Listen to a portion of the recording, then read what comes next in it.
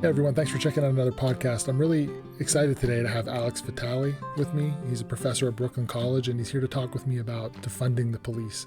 He's sort of the person, one of the people who really put the idea out into the world a few years back, wrote a book about it, The End of Policing. And now with everything that's been happening around the country, this is a topic of conversation passing across everyone's lips. It's a really important issue right now. There's a lot of confusion. People don't know what that would look like, what it would entail, how it would play out in our society. So Professor Vitale comes in here today, and he's going to just give us his vision of what that might look like. We talk about mental health care, the mental health care system, and how police officers dealing with mental health care crises. We talk about the drug war. We talk about the type of social programs that would be necessary to implement to reduce the police presence in our society. It's a very fascinating conversation. I really appreciate his time. I know that there's everyone and their mother wants to talk to him right now about these issues. So the fact that he would sit down with me and be gracious enough with his time to spend an afternoon with me, I really appreciate that. If you guys find these useful, please like or subscribe, follow on whatever platform you're listening to these. If you're on the YouTube channel, subscribe. And another thing that would really help is writing a review. That really helps ensure that more people get a hold of this content, which I think is important. So again, thank you very much for your time. I hope you guys find this useful. Now sit back and please enjoy the conversation. Thanks. Hey, thanks again for joining me. I really appreciate the time. I know you have a lot of people who are interested in talking with you, given everything that's happening. And so I just want to jump right into it. And can we just talk a little bit about what policing, so policing now, I think on both sides of this, everyone's sort of saying, wow, they're asked to do things that they're really not qualified to do, they're not trained to do, that it doesn't seem appropriate to a lot of Americans to see officers engaging in a lot of these activities that they're engaging in. Can you talk a little bit about what got us to the point as a society where we have police serving as mental health care providers and, drug treatment specialists with guns? Like, how do we get there?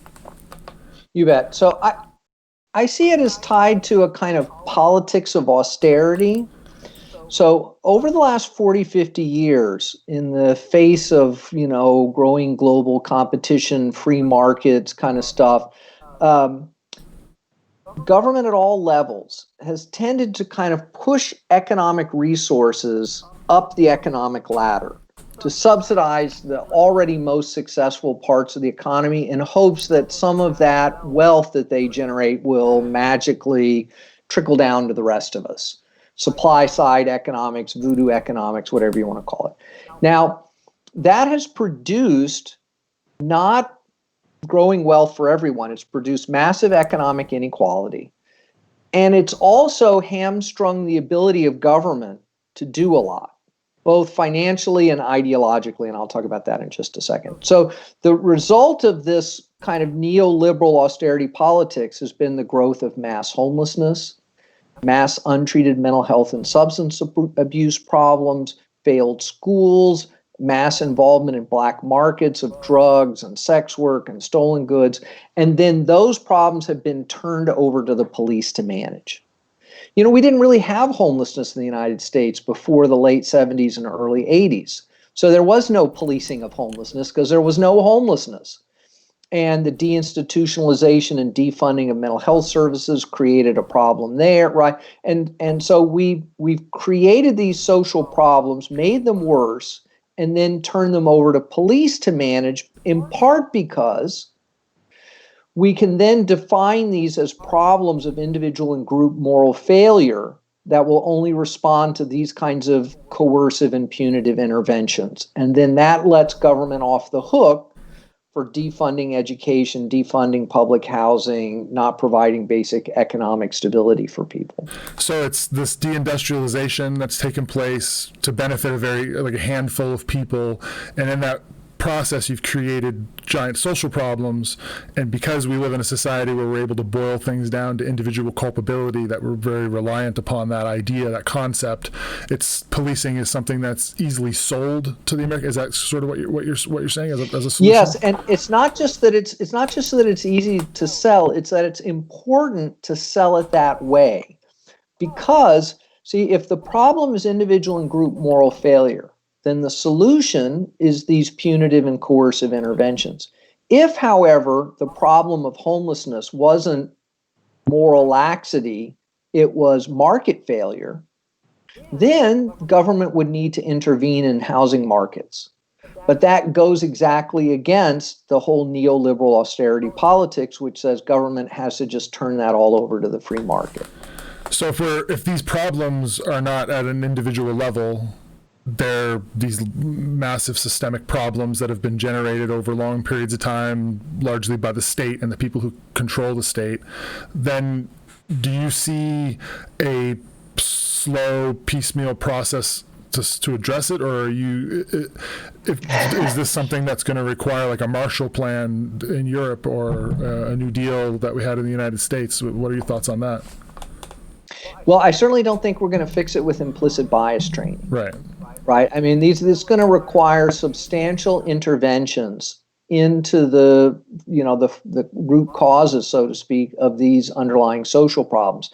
Now, that doesn't mean that all we can do is wait until there's some profound change in government and a New Deal. There are things we could do tomorrow to reduce crime and disorder, as people normally understand those terms, without relying on police. Right. And we should do those things while we work on these larger transformations. So I want to ask you about some of those things, but before we do, the big elephant in the room in America today is this word defund the police. Can you talk about what does that mean? People envision that means the police are gonna disappear, and then everything's just gonna turn to chaos. What is that? And you talk about. Can you just talk about how that looks to an everyday person and put it in every language as somebody who may not study policing? Well, Thomas, I thought you knew where the magic switch was, that if we could just turn that off, there would be no police tomorrow. But of course, no such switch exists, right? I mean, there's no city council out there that's going to zero out the police budget in next year's, budget hearing. So we have this massive policing apparatus. It's in place. And what people are talking about is a very straightforward kind of everyday politics. They're saying, look, cities are spending 25, 35, 40% of their budgets on policing every year, while telling the public there's no money for mental health services, there's no money to fix the schools, there's no money for drug treatment. And people are saying, actually, there is money, it's just all going to policing and jails and mass incarceration. And we'd actually like some of those resources shifted into community-identified needs that would directly address the public safety challenges identified by those communities. Now, what is the extent of that transfer?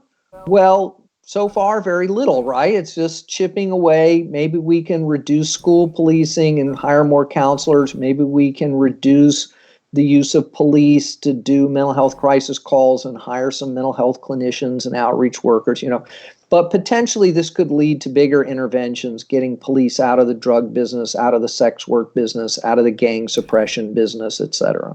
So let's touch on that. So let's say, one of the major functions, so when I was a cop, I was constantly frustrated by the drug war, and especially when I was in investigative positions, and I saw that I was trying to investigate a group of people that had been burglarizing houses in the neighborhood, or a crew of armed robbery suspects were going in and putting guns at Circle K clerks, and I would see that I was being pulled to provide resources for these drug investigations. Just constantly, it was this huge suck on the department. How do we address it? So as a society, what are some of the things that we can do to remove that function from policing? Is it just because I don't see tomorrow us turning into Portugal, and what is reasonable and achievable today?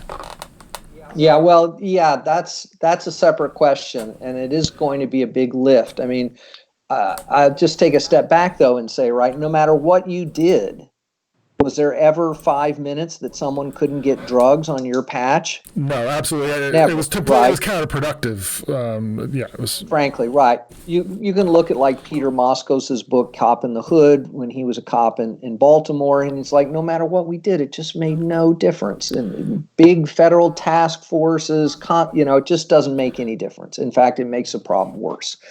So, how do we get to a better place? Well, strategically, people have focused on marijuana. So these efforts to decriminalize or legalize marijuana, I think, are seen as a first step. For some people, that's the only step, but for other people, they see it as part of a longer trajectory of establishing a logic of harm reduction and a logic of public health interventions and a logic of just leaving people alone for whom these things are not a major problem in their lives, and to dialing back the negative consequences of criminalization. So I think we need to pursue marijuana legalization, but I think we also need to be much more upfront about saying this should be true for all drugs. And that doesn't mean all drugs should be treated exactly the same way. Maybe for opioids, you have to see a doctor and you get a prescription and you go to a pharmacy and they give you, whatever. In other places, it could be a commercial operation like it is with marijuana. So I think a lot of Americans understand that the drug war is not working. The opioid crisis, I think, has really opened a lot of people's eyes to this in places where they weren't really forced to think about this. Mm-hmm. And I think we got to go with that. We can't just talk to those people about marijuana. We got to talk to them about opioids and methamphetamines as well. Same sort of situation, because their kids are dying, and the policing is not helping. Right, absolutely. And they can't get services. Mm-hmm. Right, and they see that the situation is out of control, and someone just needs to come and really make the argument. We need a complete rethink on this. I don't see, because I hear that. I live in a relatively rural part of Missouri, about 2 hours outside of St. Louis. It's deep Trump country, flags in yards, Trump flags in yards. When I get on the freeway and I drive into St. Louis for work, I see billboards with pictures of white men in their 40s saying, don't kill yourself. There's hope. I see signs about, if your family members having problems with opioids, call us. And I see it in the community when I go to the local Walmart. I see the desperation on the faces of these people. What do you see? Do you see anybody taking up the mantle and doing what you're suggesting, that are really reaching out to this community and trying to? Are you seeing that in the effort to end this drug war? Well, there's a fantastic new book called "This Is Ohio" by Jack Shuler, who is from that part of the country, and he went and looked at what's really happening in rural Ohio, which I think is a pretty fair analogy for rural Missouri. Absolutely. And so he was looking at the front lines of folks who've been affected by the drug war and are trying to chart a new path through harm reduction, public health, and getting the police out of this. It's a tremendous book. I think it's just recently come out, and I highly recommend it. So there are voices. There are folks at the Drug Policy Alliance who are also trying to reframe this conversation. And there's a whole harm reduction community rooted in public health practice. Leo Beletsky at Northeastern is doing tremendous work as just one example. So we need to plug into those folks who are really on the ground. Groups like Vocal New York, that works with folks who have been drug involved and are really speaking from experience about what a failure using police has been. And so I think there's definitely hope. I see the pieces of the puzzle are there, and we have ideas, and I really hope it comes together. Another thing that really affects my community and communities around the country is another type of leading to these deaths of despair is the mental health crisis, all of this, the stress and pressure. And now we have this COVID and the election and the social tensions, and a lot of people are ending up in crisis. And I've watched hundreds of police videos. For my research, I investigate the use of deadly force and read thousands of accounts.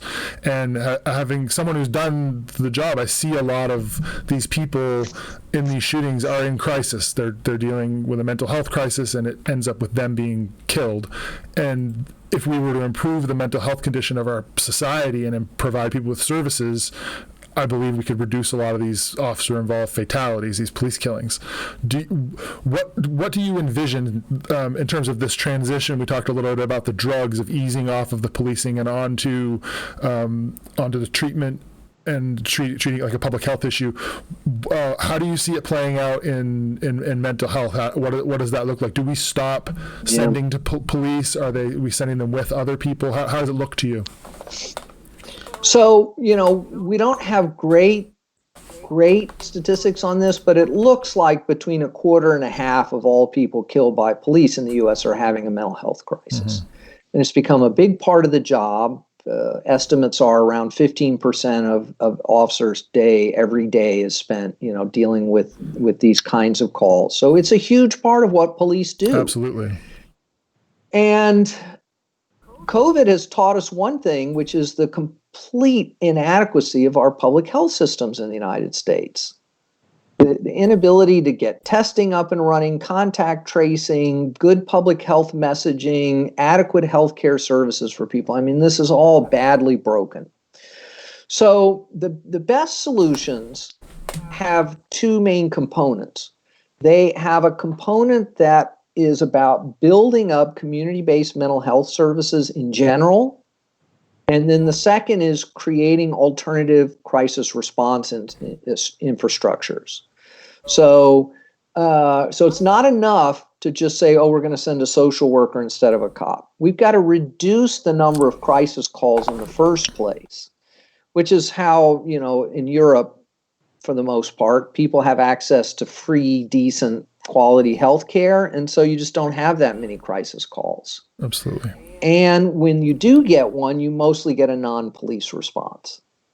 And in a place like the UK, because they have a single national healthcare system, when there's either a clinical response or a police response, they have access to the medical record. So if you go to the police response room in the UK, and I've sat in there, there's a nurse from the National Health Service in the police dispatch room who has access to the National Health Service database, so that the responding officers can be told, okay, this is someone with a history of schizophrenia, this is the medication they're on, this is the responsible person in the home, this is the name of the physician, so that they know what they're getting into. And is it just that they didn't take their meds? They can try to talk this situation down more effectively. And that's what we got to do that here. And a number of cities are looking at this. Albuquerque, Los Angeles, Minneapolis, Austin, they're all now trying to figure this out. And I think it's tremendously important. And can you talk a little bit about what happens when the police do respond? So we're talking about shifting to something else. Do you feel so people that are in crisis and then the police arrive, what can that bring into the situation that maybe wasn't there before? Or can you talk a little bit about that? Well, we've known this for a long time, right? You've read Egon Bittner's work. He's in the 60s. He said, look, there's basically three things police can do. They can force someone to a hospital, either legally or they can cajole them to a hospital.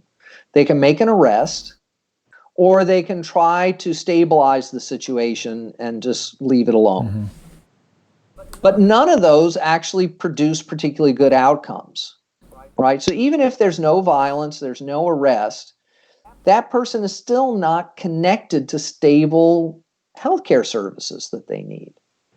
And how many times do the police just get called back over and over and over again with the same three bad choices in front of them? And then, of course, in some cases, and it's a pretty small percentage, but in some cases, these situations get out of hand, and unfortunately, in part because it's a police officer. Because people don't want to get arrested or get forced into a hospital, and they identify the officer with those powers, and so they become reactive and defensive. And then, of course, in a place like the UK, where there's almost never an armed response because most police aren't even armed there, they have no such thing as suicide by cop. Right. And a lot of the police killings, this 15 to 20, or this 25 to 50%, they're legally justified because the officer's confronting someone with a weapon. But could they have been completely avoided if we hadn't sent an armed officer to the home of someone who knew that someone with a gun was coming, and all they had to do was pull out a fake gun and the officers would kill them? Can you envision a day, because there's one of the things I think is a major social problem in the United States is just the proliferation of there's just guns. There are guns everywhere. I know I had Canadian friends who were police officers while I was a police officer, and I would have conversations with them, and I every day pointed my gun at somebody at work on a high-risk vehicle stops, pulling people out of cars in the community I worked. It was part of my everyday life, and I encountered guns every shift, multiple times a day. I was encountering guns in the vehicles. Jesus. And I was scared. Like, it's one of my friends is a sociologist, actually called me the P word the other day almost for trying to explain, because they can't get because I think people a lot of times people have a difficult time understanding the lived experience of police officers, and they as well are scared of guns. They probably wouldn't frame it the way I'm framing it, but do you feel as though that the problems we're seeing with policing and the police violence that we're seeing is related to the Second Amendment and the proliferation of firearms in our country in any way? Or do you feel as though that could help solve the problem? Well, it certainly doesn't help, right? I mean, it doesn't help in so many ways. I mean, look at these shootings at protests that are happening now in Portland and Kenosha. I mean, we've created a dynamic, and it's not new. I mean, this is at the core of American history, right? Where we've sort of privatized security and empowered people to carry out violence. And it's not going to be easy to break that cycle. We could have a complete ban on new gun purchases tomorrow, and there would still be more guns than people in the United States. My feeling is we need supply side strategies.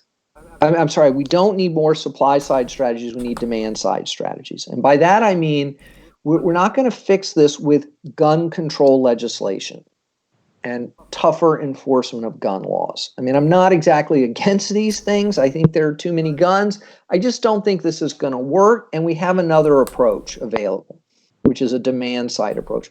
Why are people carrying all these guns? Mm-hmm.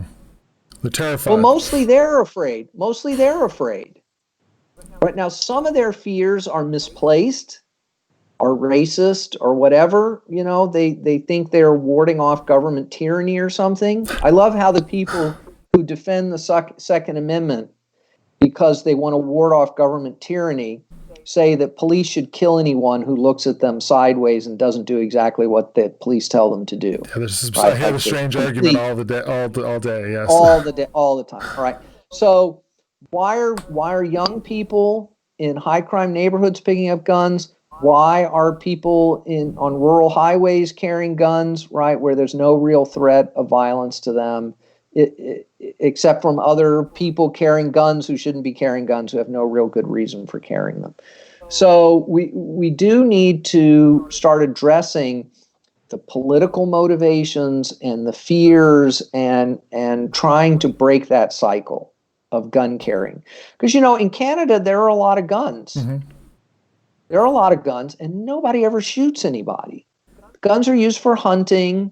There are restrictions on handguns and assault weapons, but a lot of Canada is very rural. A lot of people have guns, and they just never shoot one another. And therefore, the police don't worry about when they make a vehicle stop and someone has a gun rack with a bunch of rifles. because they just know that that's not going to be a threat to them, because not everyone is on pins and needles about, oh my God, I need to be ready to shoot someone. I'll just say one other little thing to think about, which is in the UK and other parts of Europe where officers don't carry guns, and they make a vehicle stop, the officers are not really worried about being shot, not just because there aren't that many guns in circulation, but because the driver really has no incentive to shoot the officer. If push comes to shove, they can just get away. Mm-hmm. And so it's actually safer for the officer, because everyone knows the officer is not armed. So there's really no need to shoot them. Right. Something to think about. Absolutely. And this is something we do see when the police are putting pressure on someone, when they're chasing them in pursuits. This is when a lot of these types of things happen. I would also argue that banning pursuits without unless they're extremely, except for extreme circumstances. Right. Absolutely. All the research shows that this is an incredibly dangerous undertaking that has very little payoff. And if you look at like the numbers, we think, a little over 1,000 people are shot and killed by the police every year. But if you look at how many people die during police encounters, it's closer to 2,000, and a significant portion of those are instances where people are attempting to flee from the police, and either they are killed or they end up T-boning some person on the way to work, which I've seen that happen myself, and it is a police. It is something that was caused by the policy. It's caused by the higher up. It's not an individual level problem.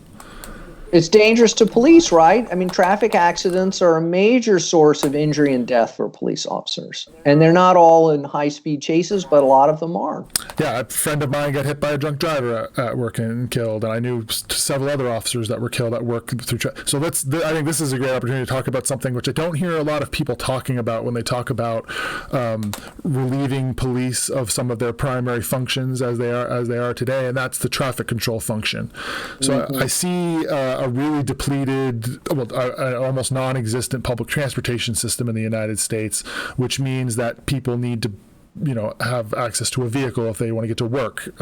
Taking the bus is hard in America, in a lot of places. And the way our society is structured, those people typically have vehicles that are in states of disrepair.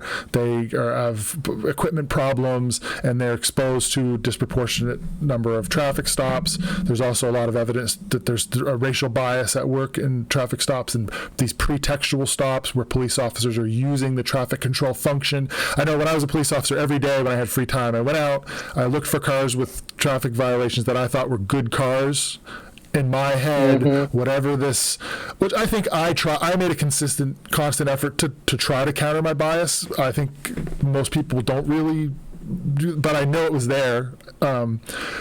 And I was stopping people, and then I would find, for traffic violations, it's easy to find, and then I'm smelling the odor of cannabis. At the time, I could find my way in the vehicle, and it was a digging expedition, and I was looking for guns, I was looking for dope, I was looking for people with warrants, and it creates these unpredictable encounters between police and citizens.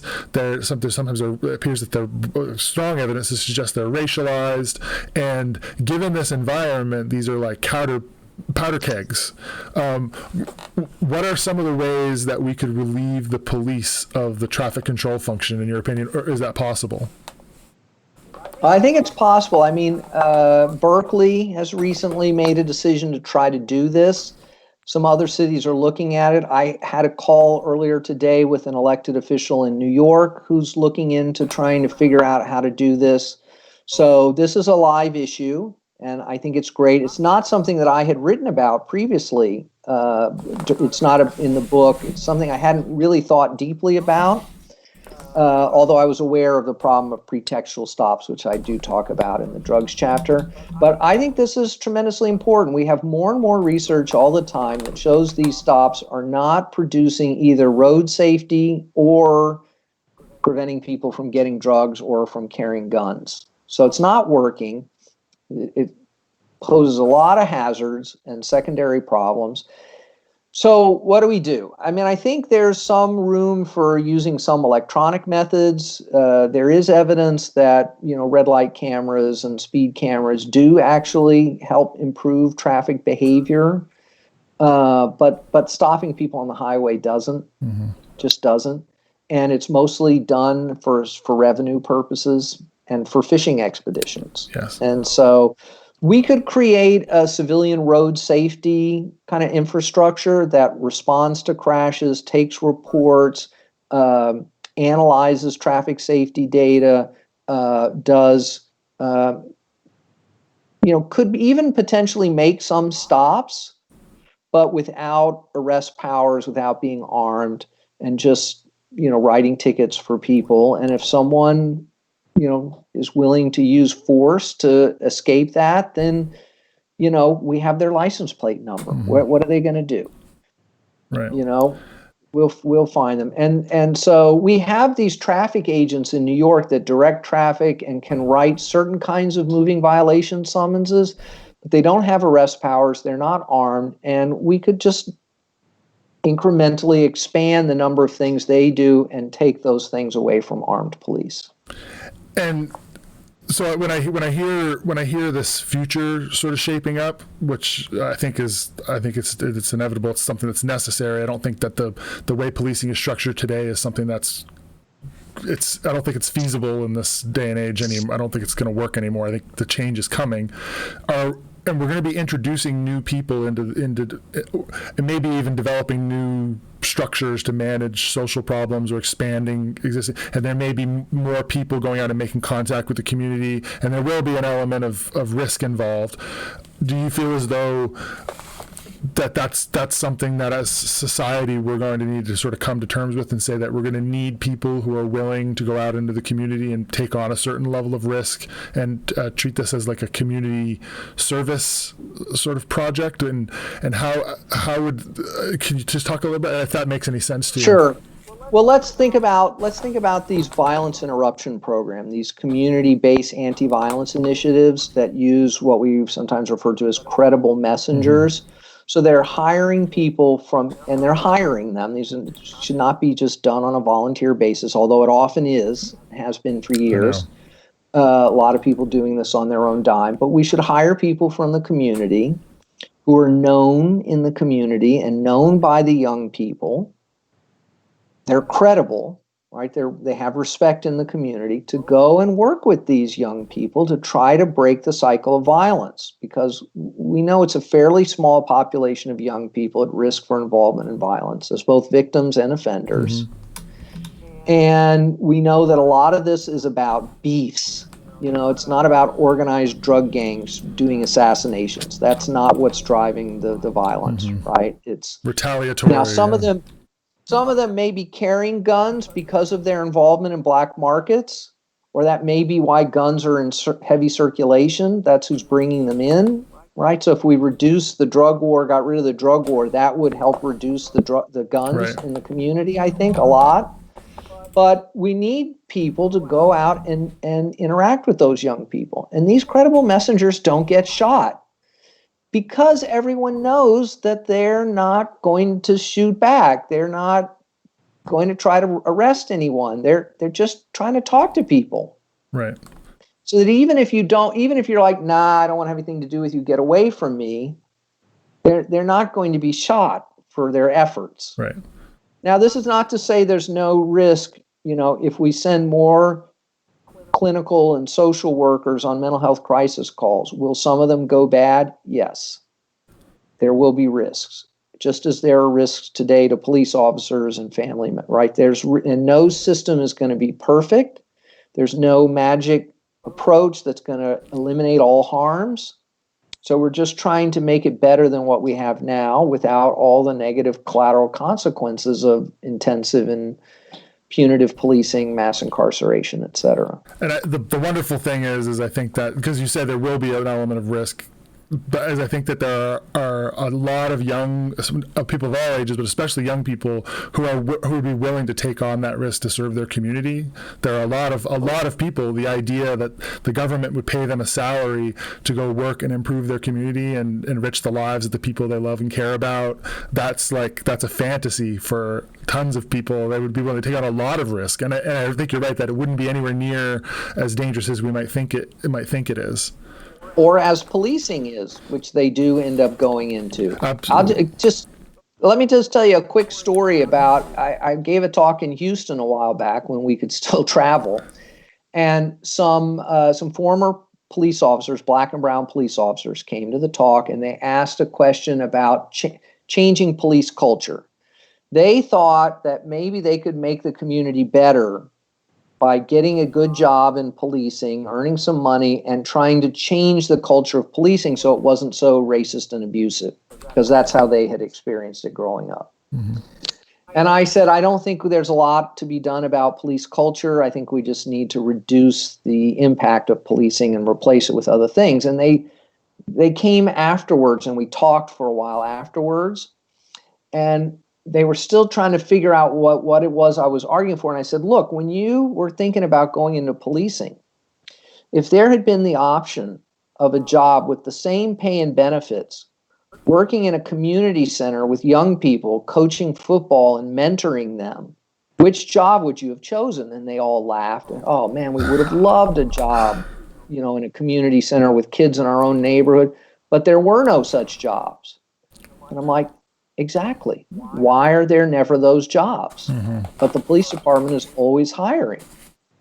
It's not valued. It's not valued by the by. It's not valued. I recently had an experience. I'm sorry to tell you a story, but I recently had an experience where we were trying to work on a violence reduction program. We had money to pay police officers to go and engage in activities in the community, play basketball with the police athletic league, to coach dance, art, whatever an officer would be interested in doing. We wanted to create non-enforcement environments where people could spend time together. And the actual the department was incapable of accepting the funds. They didn't have the infrastructure in place to give money to police officers to do that. They couldn't manage it, and they also were reluctant to accept that was something that an officer should be paid for. And not just the police department, but also members of the community felt as though the type of officers they wanted doing that were the type of officers that were doing it for free. And when you frame it that way, it's as if it's some extra thing that police officers, or as a society, we should be doing. I would argue it shouldn't be police officers that are doing a lot of that work. Well, that's the thing, right? That's really the issue. Why not have dance teachers teach dance? Sure. Yeah, I was dealing with the hand I had. I had the government saying, "Here's money and spend it to make." So I'm like, well, let's. But when we embed it in specialized courts and probation programs and police athletic leagues, then it comes with all this baggage that undermines its acceptance among the young people who you're trying to reach. Absolutely, and yeah, it was discouraging, to say the least. Can you talk a little bit? I'm going to let you go here. I know you have another meeting coming up. I just wanted to leave it with you here in the end and give you a chance to just, because we all, I don't know, maybe I'm crazy, but I think about my utopia. I think about what kind of a society would I like my great-great-grandchildren to live in. If, as a human being, what type of a world would I like to live in? And there's a lot of problems. This is not, and the way the policing is a symptom and a symbol of a lot of these problems. What in the future, when we've solved these problems, I'm assuming there will always be a need for some type of consolidation of the use of violence by the state, because there'll be people who are on a margin even once we've brought those there's always going to be some kind of function. Are you seeing a force that exists that's very disconnected from all of the, what does it look like in your future, in your society? What does policing look like? So I don't have some sort of pre-worked out vision here. I mean, I have some principles and I have some ideals and stuff that help guide my thinking about this. I mean, I think we need to try to solve problems in ways that work, that are efficient, and that treat people with as much human dignity as possible. So these are like kind of core principles that guide my thinking about this. And I would like to live in a world where we don't solve problems through the use of violence, of putting human beings into cages and things like that. I mean, I think that most people want to live in a world like that. Now, I don't have some like 6-point formula about how we get there. I mean, these are big questions, and I don't want to pretend that there's some magic formula and that I've got it all figured out, because I don't. I think what we do is we take some principles and we start trying to enact them.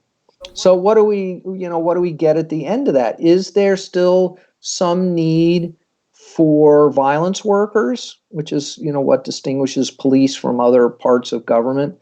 It's possible.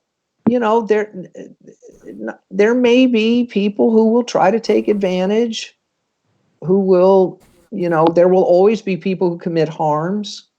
I think a lot of that can be dealt with in better ways than just through arrest and incarceration, which is not very effective and hugely expensive and blah, blah, blah. So it's possible that there will be some residue of violence workers that's needed, but it would be so limited in scope. And I think it would need to be very tightly regulated, because when you give people guns and legal authority, it's a recipe for potential problems. We just see this all over the world.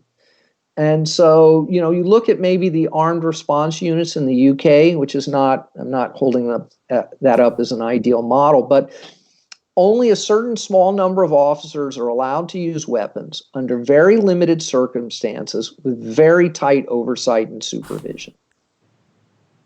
And any use of violence like that, anytime there's a police shooting in the UK, it's treated almost like an airline disaster, which is that there's immediately a sense in which something has failed. Mm-hmm. System failure. And it's not just about pointing blame at some one individual. It's like, how did we end up in this mess where that seemed like that was the only way to go? That was the best alternative was it? And it's not usually about a training problem or a bias problem, right? It's like, well, where were the mental health infrastructures in place? This young person who was shot had 6 previous encounters with the criminal justice system, and his issues were never addressed effectively. And so the problem just kept getting, where was the intervention when that first arrest happened to divert them into something, just as examples, right? So a smaller, very highly regulated body, possibly. And one final small follow-up question. Yeah. It's hard to let you go. I'm enjoying this conversation, but I promise the last one is, when you look around right now and you see where we are and what's happening, and you compare it to a year ago, do you feel as though we're further along to something that you envision, or do you worry that maybe this what's happening is going to make this more difficult to accomplish? Are you optimistic, or how are you feeling right now with all how this? Yeah, with what's going on and sleep deprived. Yeah. So, the situation in Washington is just such a mess. And if we had to fix the problem there, I think I would be pretty pessimistic. But, these are mostly local questions. These are local budget questions. This is people are showing up at city council budget hearings.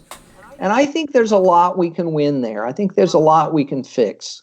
And maybe we can create a new logic and a set of models and examples that will percolate up to the federal stage, to statewide stages. So, I spent the last 3 years before COVID traveling every other week around the country in dozens of cities. And this is a real movement. It was happening long before Minneapolis, and people are winning things and shifting the logic. But it's going to be very hard. I mean, the big center of American politics, such as it is still thinks we can fix this with implicit bias training and community policing. Right.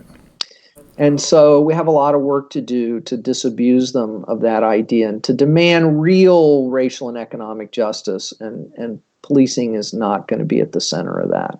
Okay, well, I think that's the perfect place to end this. I want to thank you again, Professor, for your time and energy. I know you're a busy person, and we have police officers that listen to this. We have, so it's a great opportunity for you to reach out and maybe access an audience that you don't have did a lot of access to. So, but I don't know. I just gave myself a compliment, maybe. I don't know. Anyway, thank you very much. I really appreciate it, and have a great day. And I'll put your link to your book, your faculty page. Is there any other places where people should reach out to if they want to contact you or follow your content? Well, I have my personal page, alex-vitale.info, and then there the Policing and Social Justice Project, where we have some reports, and link to work we're doing is also available. Yeah. Great. Thank you very much again, and I'll add those. You links. bet. Thanks so